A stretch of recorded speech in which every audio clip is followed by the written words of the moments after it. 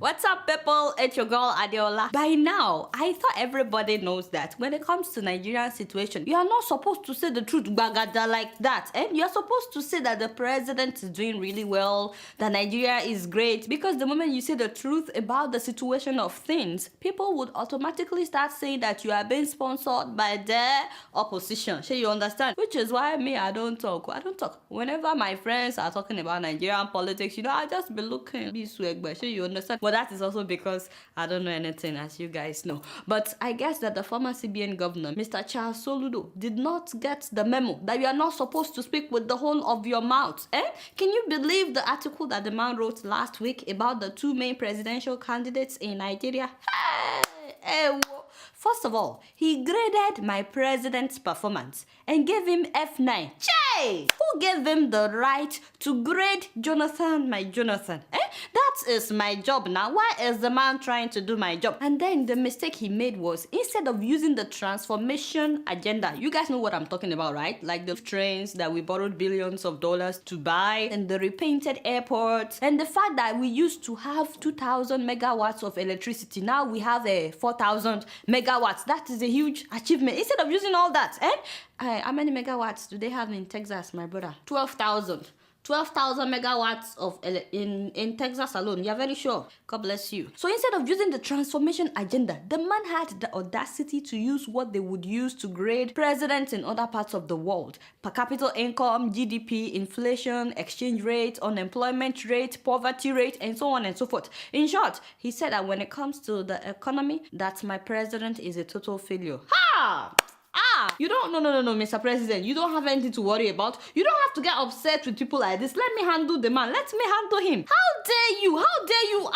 I'm coming back to deal with you. But another cocoa of the article, the man said that with the oil boom, we've made so much money during Jonathan's time than any other time in Nigeria. He said the only problem is we don't know what the government has done with the money. Not a kobo has been saved since Jonathan became president. Hey! So the whole transformation agenda, the trains, airports, everything, they were done with debt from China and other places. According to the man, Mr. Soludo, you know me, I cannot be saying big things like this, God forbid. During Obasanjo's time, oil was $38 per barrel. Yet, Obasanjo paid off $12 billion debt, and he added $38 billion to our savings. That's our foreign reserve. So we had $5 billion before Obasanjo, and he left $43 billion in our savings. Meanwhile, oil has been between $105 to $120 per barrel during Mr. Jonathan's time, at least for the last 4 years. Yet, we were not able to save 1 naira in the foreign reserve. In fact, the 43 billion left by Obasanjo has been depleted to $36 billion. So are you guys understanding what I'm understanding? Because my understanding is starting to become understated with all this money that are unaccounted for. Now, guess how much our domestic and our external debt is right now under Mr. Jonathan? It is about $40 billion. Yeah, baby! Just spending money anyhow. As a former CBN governor, the man said that with the oil boom during Jonathan's time, we should have at least between $102 billion and $118 billion saved in our foreign reserve because of the oil boom that we've experienced during Jonathan. Considering the fact that in the last 4 years alone, Nigeria made more than $469 billion from oil. What? 469K? My father and my God. Some people have been lying to us. That means that the oil money should be enough to transform Nigeria without us having to borrow from anybody. I mean real transformation, not the locomotive or whatever. I can't believe $469 billion. That is a lot of money. That is almost $500 billion. Anyway, the man said many things, but that is the cocoa. And as expected, Madam Ngozi Mamala, yeah, that is Big Mama. She was very upset. I'm telling you, this woman was very upset. And you know that she has every right to be now, because the article made it look as if Ngozi herself has just been deceiving us with bogus economic grammar, while herself and other cabals are chopping our money. So she should be upset. I'll be upset too if I'm the finance minister and they're saying all these things about the economy. That means I have failed. So I will be upset. Apparently though, when some people are upset, the euphemism of the caricature of their vernacular escalates. Sure, you understand? Just listen to this. She said that this article shows how an embittered loser, that is the former CBN governor, the guy is a loser. Old people insulting each other. Shows how a loser in the Nigerian political space can get so derailed that they commit intellectual harakiri. Hey, harakiri. Mama, like, yeah, you know, I'm really enjoying this, your grammar. Nigerians and big grammar and nothing to show for it. By the way, are you okay? I know the thing hit me too. I was like, what? Harakiri. He committed harakiri by deliberately misquoting economic facts and maliciously turning statistics on his head to justify a hatchet job. Okay, so but the man lied. Madam, can you just tell us, has he lied? And the man said that more than 60% of our graduates are unemployed. Not be so. I have personal persons. I have a lot of friends that have finished school in years. They are still looking for a job. And the man also said that there's no reason for Naira to depreciate to, you know what it was last week? 210 Naira to $1. Just imagine, Naira to budget. He said that Naira should be like 112 Naira to $1, or at worst, 125 Naira to $1. Anyway, after attacking the man, calling him all kinds of names, saying that he's the worst CBN governor we've ever had in Nigeria, Madam Ngozi then listed all the great achievements of President Jonathan. And I would really advise that you guys read this before you go to bed. It's a lot. I think that it's good for us to remind ourselves once in a while about the great works of Mr. Jonathan. And guess one of the first things Madam listed? The trains. Of course, now that is God. See, this is why you will never see me say any bad thing about Madam Ngozi. Never. You know, she said that they've improved infrastructure across the country, all over the country, capitalizing on airport terminals. You know, yeah, she said that they built roads, which is true. They've built a lot of roads. It's not that the Jonathan administration has not done anything. They've done a lot of good things. It's just that I guess the bad things are like this, and the good it's not like they've not done any good thing. She talked about agriculture, housing, creative sector, and our manufacturing sector, saying that we now have made in Nigeria, Nissan, Toyota, and stuff like that. Excuse me 1 minute. Personally, Madam, you do well. You know me that I can never contradict, controvert, refute, or disprove anything you say. No, I always take your words as gospel. So me, I can never say that you lie. But Madam, this whole made in Nigeria, Kia, Nissan, and Toyota, when will you stop lying to us? How many common people can afford these cars in Nigeria? How many common people? Assembling cars in Nigeria is different from manufacturing cars, Madam, and we know the difference. As for me though, the best part of the article was when Mr. Soludo said that we still don't know exactly how the opposition party is planning on solving the problems we have in Nigeria. I said thank you, my brother. Thank you. Everybody is just attacking each other instead of telling us what they will do, what they will bring to the table. Right now, so many Nigerians just want anything but Jonathan. Anybody. I'm telling you, some Nigerians will vote for anything and anybody. So long as it is not Jonathan. I guess many of them are just tired of Jonathan right now. Except those of us that have always been loyal to Mr. Jonathan. You know, as far as I'm concerned, I would say Jonathan till 2019. That is, you know, at least 2 times my Oga, 2 times. You deserve it. But, you know, the opposition party needs to be more clear about their strategy for a new Nigeria, starting with the problem of unemployment. That is a huge problem in Nigeria. You know, the other day, the vice presidential candidate, Mr. Osinbajo, said that Buhari will create 720,000 jobs in a year. My people, you know, I laughed in Yoruba. I said, really? That is not enough. We have millions of people graduating every year. What will 720,000 jobs do when we already have a lot of people that don't have jobs right now? If you want my advice, Mr. Buhari, which is very expensive, by the way, I don't just give out my advice. Complete the Adeola Steel Company, as well as other steel companies that we have in Nigeria. Let them start operating. That alone will create hundreds of thousands of jobs for people. Let Nigeria start manufacturing its own cars from scratch. Shebi,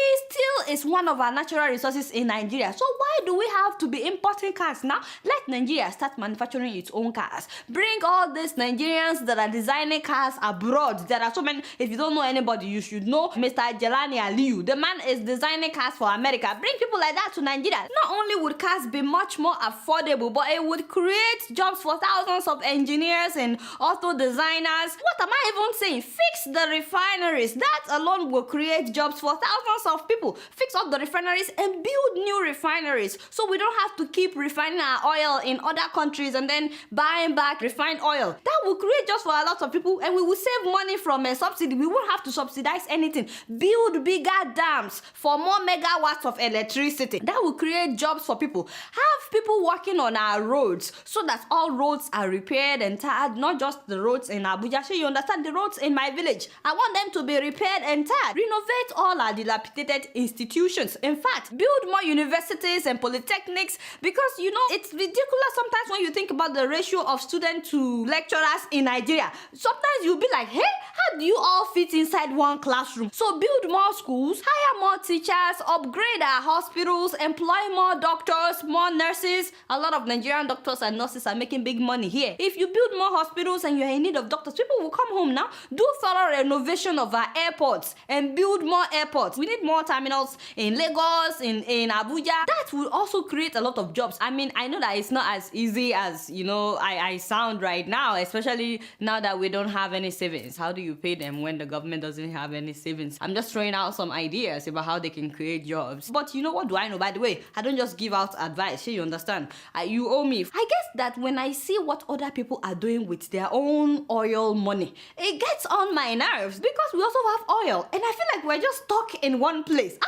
I once showed a video of Dubai, and some people wrote me that why am I comparing Nigeria with Dubai? Dubai is not a democracy. I said, shoot, it is very, very easy to find excuses for not doing the right thing. If the man transformed Dubai in 7 years, like I showed you in that video, that is less than 2 terms that some of our presidents would spend in office in Nigeria. And I don't think that the man waited till the 5th year to start doing something. If somebody wants to transform a country, by the end of the 2nd year, you will start seeing things now. So please stop coming up with excuses about why Nigeria is not developing. At least America is democracy. Canada is democracy. They have all these structures in place. What am I even saying? The former president of Brazil, Lula da Silva, the man transformed Brazil in 8 years. He served 2 terms. He transformed Brazil. In 8 years that he was president, Brazil became the world's 8th largest economy. The world, not the largest in Africa. So you understand?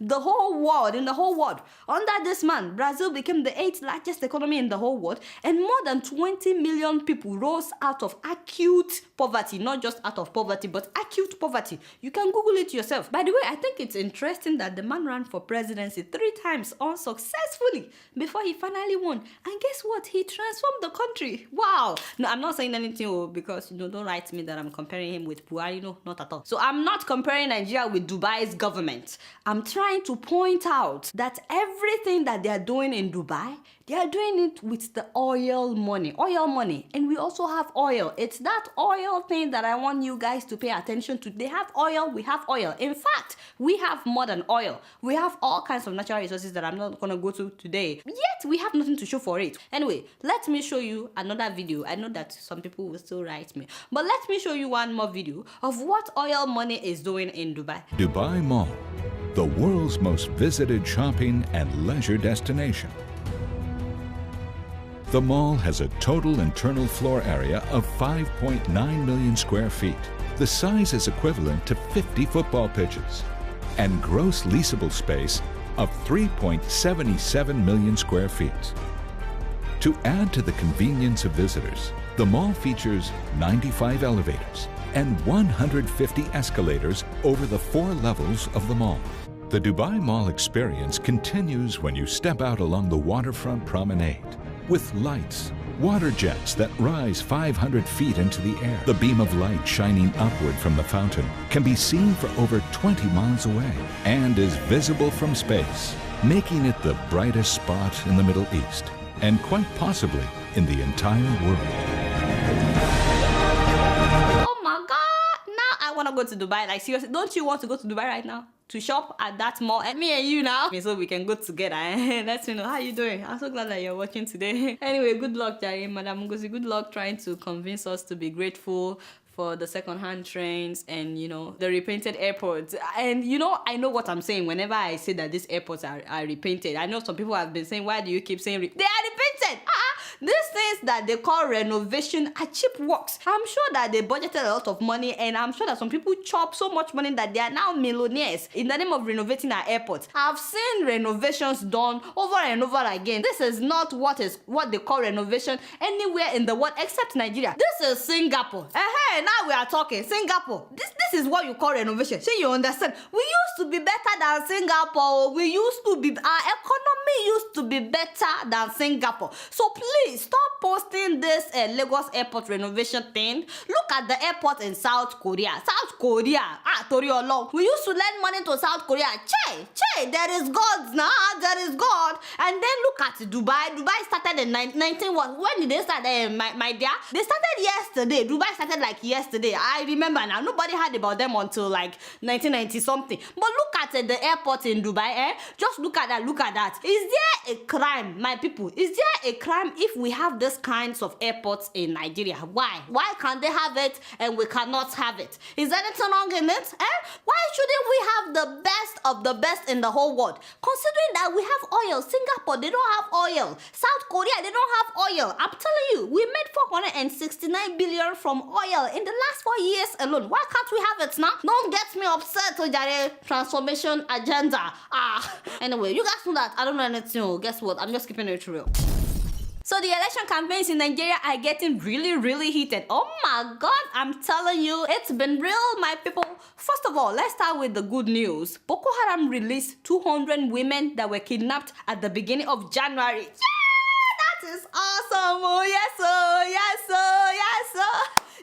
That has never happened. Mr. President, thank you so much. We are so grateful. See, this is why I have faith in you. I've always known that you can do the job. Thank you, Jerry Malga. Don't mind all the enemies of progress or all the people that have been saying all kinds of things. Why did he wait till election time? Whatever he did now, why didn't he do it when those girls were kidnapped in Chibok? So Mr. President knows the buttons to press to get Boko Haram to deliver. Is there something that Jonathan knows that we don't know?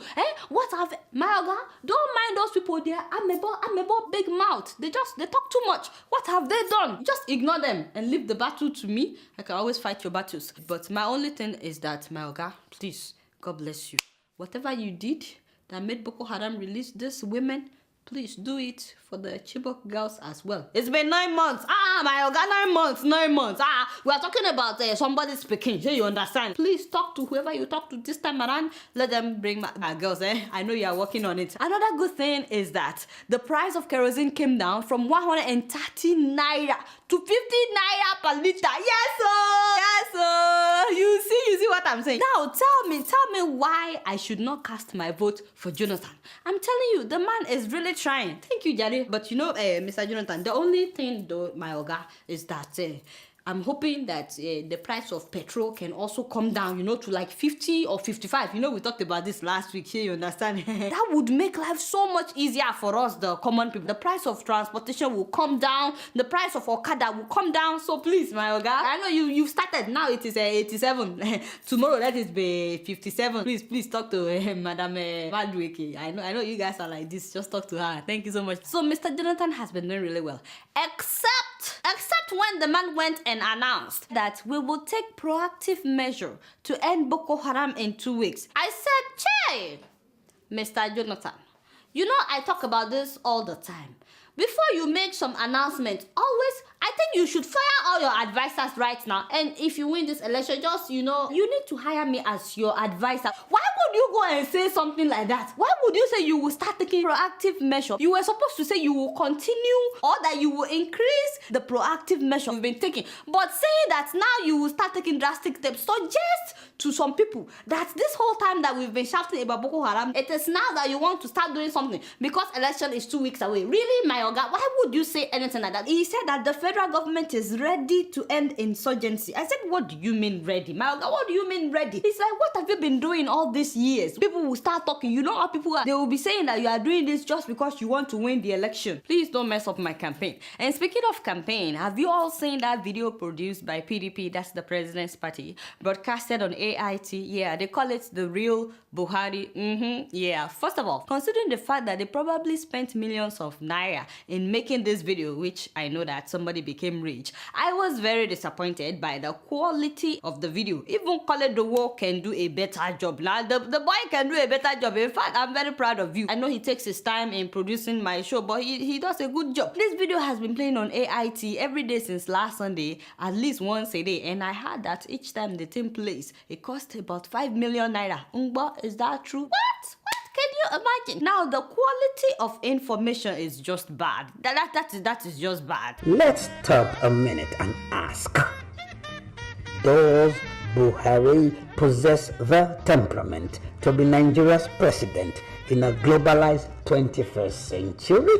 Really? Like, are you serious right now? The right temperament to be a... What is the right temperament to be a president? Mr. Jonathan's temperament? These people are confused. APC wants Nigerians to ride on Buhari's insensitivity and celebrate his parochial narrow-mindedness. Stop playing the thing, Ojaria. Why do you keep playing this? The whole thing is just diplomatic yapping. The said Buhari doesn't smile. The man behind the mask, the real person behind the personality. Ramrod, stiff, never smiling. Just imagine, seriously, if you're going to lie, don't compile blatant lies, because Nigerians are very smart. There are all kinds of lies that, I can't even go into right now. Gloria Ukon did not disappear during Buhari's time. She was the lady alleged to be buying drugs for Babangida, and she disappeared during Babangida's time. Delegiwa was going to write a story about it when he was murdered. Not only that, Mrs. Fumilayo Ransom Kuti, that is her last mom, died when Obasanjo burnt Kalakuta in 1978. Buhari was not even empowered then. So why are they spreading all these lies in the video, the real Buhari? The documentary said that Buhari has been contesting and losing elections since 1999. That is not true. His first campaign was in 2003, and then 2007, and then 2011, and now 2015. So what's the big deal if the man has tried several times? I told you about the president of Brazil. He tried 3 times, they didn't elect him. The 4th time he won, and he transformed the country. Abraham Lincoln lost 5 separate elections before being elected the president of the United States of America. Apart from that, I don't know why they had to mention Buhari's daughter dying of sickle cell, and I don't know why they had to bring his late wife into the picture. Really? After watching that video, I said to myself, somebody has been lying to Mr. President, and I don't like it. Whoever told him that this video would get him more votes, that person doesn't want any good thing for my president. It's not good now, because the video has backfired. Yes, so Nigerians have started making their own version, calling it the real Jonathan, where everybody is just abusing my president anyhow. Goodluck Jonathan is known for his good luck based on the bad luck of others. Patience Jonathan is listed in the Nigerian criminal database. Patience Jonathan was also indicted by the EFCC. Must you always get out of here? Nothing shocks me anymore when it comes to Nigeria, except that many people just lost their respect for AIT. It's very sad, very sad. After airing that documentary, I thought that it's so funny that AIT decided to do an online poll, Buhari versus Jonathan, and surprisingly, Buhari beat Jonathan in the poll. I was like, well, he did. Yes, he did. Yes, only for AIT to take down the poll. That is not fair. And then they said that the poll was rigged by Buhari's supporters. And they came up with this evidence that was actually fake. People were like, really, AIT, this is the best you can do? I've been saying it for a long time. There's no reason to cook up lies to make your opponent look bad. If you want to win an election, just focus on whatever you will do to change situation of things. Please, enough of this diplomatic yabbings. And speaking of the 2 candidates, did you guys hear that U.S. Secretary of State John Kerry Kerry went to Nigeria to meet with the two candidates. They said that to discourage election violence. How very nice of the US, very generous for them to go all the way to Nigeria, you know. But why? Why did John Kerry meet with the two candidates separately? If I'm trying to mediate between Kike and Tokumbo, why would I speak with Kike separately and Tokumbo separately when I'm trying to make peace between the two of them? What did America tell Jonathan that they didn't want Buhari to hear? And what did America tell Buhari that they didn't want Mr. President to hear? America. Is this about protecting your own interest in Nigeria? For you to fix the world, you must fix Africa. And for you to fix Africa, you have to fix Nigeria. And if you don't fix Nigeria, then you must fix Nigeria. Who asked you? Are you out of your mind? Oh God, you don't even know when to be serious. This is a serious issue, my brother. Get lost. We don't know what exactly they talked about, but one thing we know is that John Kerry said whoever causes post-election violence would not be granted American visa. America. Really, America? Really? So US visa is the reward for no post-election violence in Nigeria? What happened to stressing the importance of human lives? To talking about the havocs that a violence can cause? So now Nigerian presidential candidates are like little kids that are trying to get candy. US visa is like chocolate. This is an insult. Why can't you stress the importance of the lives of Nigerians? You are saying that you will not give them an American visa. What a shame. I'm really disappointed. Anyway, Mr. President, before I forget, there's a new video circulating in your name. I'm very sure that you've not seen it because I'm very sure that you wouldn't have approved it if you've seen that video. Yeah, let's take a look. General Muhammadu Buhari said he will stop Boko Haram if elected to be president. And we fought Boko Haram? Yes, that is true. Do you know why? Because Boko Haram will never make his government ungovernable. They will live in peace, side by side with Buhari's government, growing and multiplying and getting stronger day by day. And then one day, kaboom! They will strike from state to state, city to city, house to house, and no one will be safe anymore. They will come for you wherever you are, east, west, north, south. You are finished. Nigeria is finished. Pray, but vote. Nigeria's survival depends on your vote.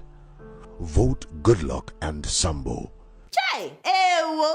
Kaboom! Nigeria is finished. Who came up with I don't even know what to say. I don't know if I should cry or laugh. This is very pathetic. It is like using your failure to tackle insurgency as a campaign. Can you imagine? So the lives of more than 13,000 people that have been killed by Boko Haram is not important. It's okay if those people continue to die so long as Mr. Jonathan is in power. Is that what this video is trying to say? So Boko Haram would live in peace with Buhari and then all of a sudden, kaboom, they will just wake up that, we are Boko Haram, we are not supposed to live in peace with anybody. Like, really? Is that what they're trying to say? Like, this is so pathetic. It's very sad. You need to condemn this video. And the funny thing is, if the opposition should come up with a video like this, it would have been banned a long time ago. But you guys know that me, I don't know anything. Guess what? I'm just keeping it real. Moving on to Zambia. So they recently had their presidential election, and guess who came? Baba Mugabe of Zimbabwe. Yes, so Zimbabwe, my Zimbabwe. So the man came to observe the elections in Zambia when this happened. Take a look.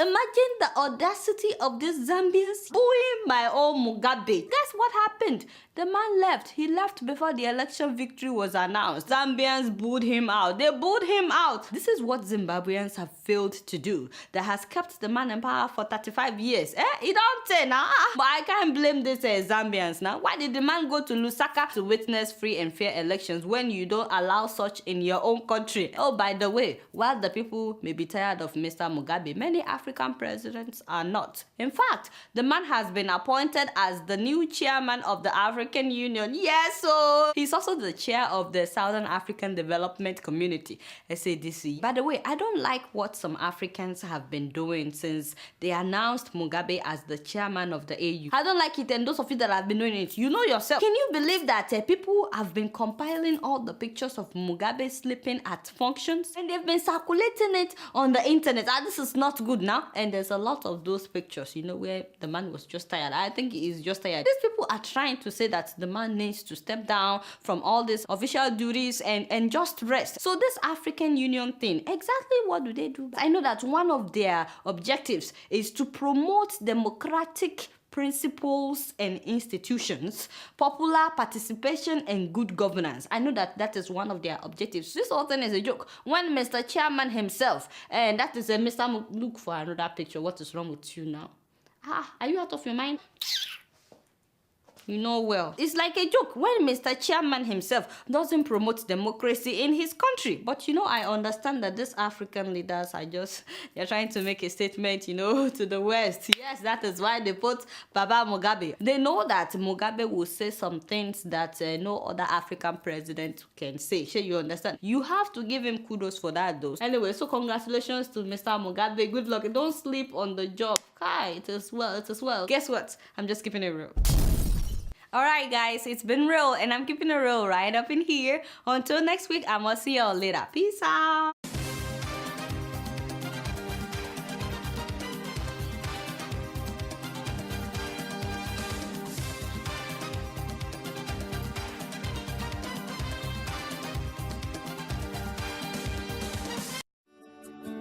Welcome to Forstview Luxury Hotel. At Forstview Luxury Hotel, we offer excellent service. Our rooms have all the necessary facilities to make your stay comfortable and memorable. You will also have access to internet service, breakfast, 24-hour power supply, full air condition, free international calls, free tire pumping service, and free car battery charge. So what are you waiting for? Quickly visit Forstview Luxury Hotel. We are located at number 1 Adeola Mishile off Raja Rasaki Road, First Estate, Amuwo, Odofin Festac, Lagos. For more information or reservation, please call us on 08075787135 or 08099900601. You can also take advantage of our online ongoing promo at www.forceviewhotel.com to make your reservation and payment for your favorite room, which attracts a discount rate. Please note, rooms are reserved based on first come, first serve. Forstview Luxury Hotel. Experience the home of comfort. They come.